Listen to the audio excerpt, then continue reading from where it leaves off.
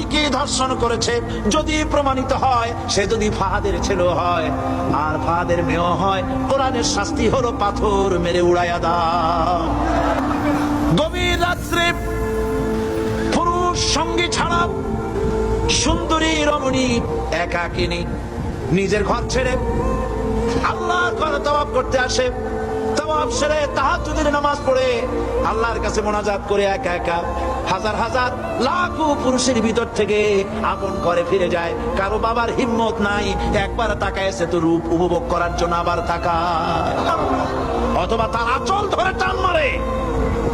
আছে ইতিহাস, কথা কন না কেন?